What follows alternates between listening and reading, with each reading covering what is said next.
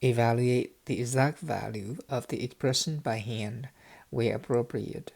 Sine inverse of 1, sine inverse of negative root 2 over 2, sine inverse of 2, and sine inverse of 2 over 3.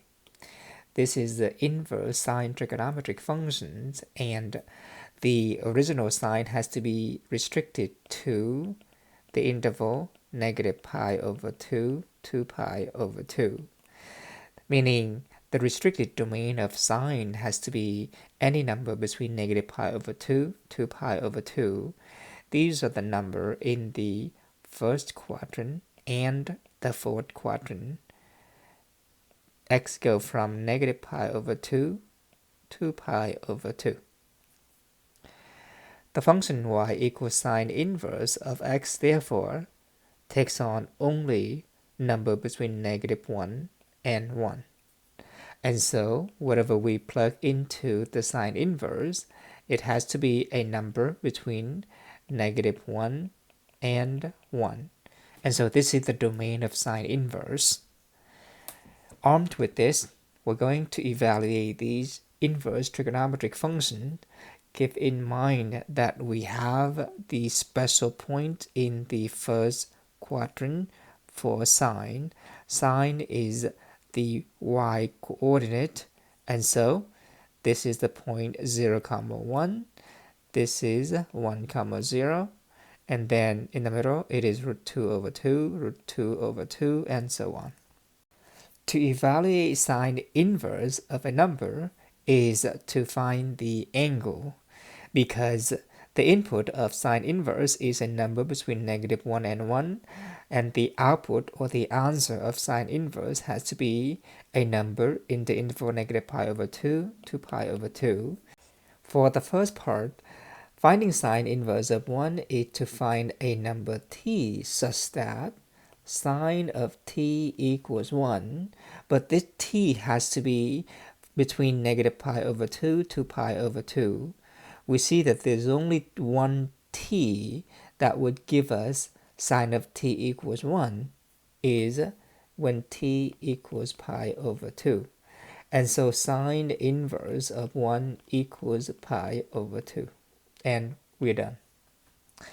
Finding sine inverse of negative root 2 over 2 is to find a number t such that sine of t equals negative root 2 over 2, where t is a number in the interval negative pi over 2 to pi over 2. There is only one t that will give us sine of t equals negative root 2 over 2. Remember that sine of t is the y coordinate on the unit circle. It has to be in the fourth quadrant. We are restricted in the interval negative pi over 2 to pi over 2, which is in the first and in the fourth quadrant. The only negative y in the two quadrants are the one in the fourth quadrant. And so there's only one t that will give us sine of t equal negative root 2 over 2, and that t is negative pi over 4. We conclude that sine inverse of negative root 2 over 2 is negative pi over 4. Recall that sine of pi over 4 is root 2 over 2, and by symmetry, sine of negative pi over 4 is negative root 2 over 2. Next, sine inverse of 2 is a number t such that sine of t equals 2. The domain of t is an angle, and that angle is between negative pi over 2 to pi over 2, and that is the t that we're looking for, such that sine of t equal 2. But we know that the range of sine is a number between negative 1 and 1, and so in this case there is no such t exists. There is no t value such that sine of t is 2, because on the unit circle the maximum y coordinate is 1. And lastly, sine inverse of 2/3 is a number t such that sine of t equals 2/3. in this case, we won't be able to find the exact value of t because 2/3 is not one of these special points or coordinates on the unit circle. If this is the case, we just simply use a calculator. We type in sine and then the hash symbol, -1, and then open the parentheses, 2/3, close the parentheses in the calculator.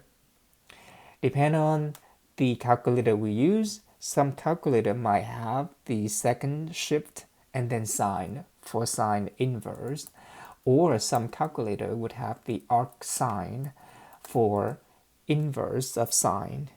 This is the same as arcsine of 2/3.